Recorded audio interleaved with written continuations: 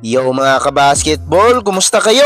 Alam nyo naman, naging usap-usapan tong laban ng Lakers at OKC kamakailan. At sa kasamaang palad, naging pantsimbag ang Lakers dito mga idol. Tambak, durog, wasak. Dahil nga tambak na, nabigyan ng mahabang playing time itong si Bronny James. Pero teka lang, mukhang mas gusto na lang yata ni Bronny na maupo sa bench kaysa harapin si Cason Wallace. Mga pre, panoorin nyo to. Si Cason Wallace, parang linta. Hindi tinantanan si Bronny. Dito pa lang sa eksenang to, kitang-kita na inhale si Bronny James. Pag cross court pa lang, nandoon agad si Wallace. Turnover, nakuha ang bola, diretso sa fast break. Easy points para sa OKC. Sakit sa ulo, di ba? Pero hindi pa tapos ang kalbaryo ni Bronny mga paps. Akala natin isa lang, pero inulit pa. Pagka-inbound ng bola, dikit na naman si Wallace. Kitang-kita mo sa mukha ni Bronny yung pressure. Yung tipong gusto mo na mag-sub pero wala kang magagawa. Ninakawan na naman siya ng bola. Kahit si Stan Van Gundy sa komentary, napasigaw na lang ng enough. Parang sinasabi na, tama na, maawa naman kayo sa bata. At eto ang pinakametindi mga idol. Tignan nyo yung ngisi ni Cason Wallace. Parang nangasar lang. At syempre, hindi mawala ang reaction ni Lebron. Kitang-kita sa mukha ni King James yung poker face pero alam mo sa loob-loob niya, anak, kailangan natin mag-training uli pag-uwi. Medyo nakaka-awkward yung moment na kailangan ng si Luke Kennard ang magdala ng bola para lang makatawid ang Lakers. Pero wait, wag naman natin masyadong i-bash si Bronny.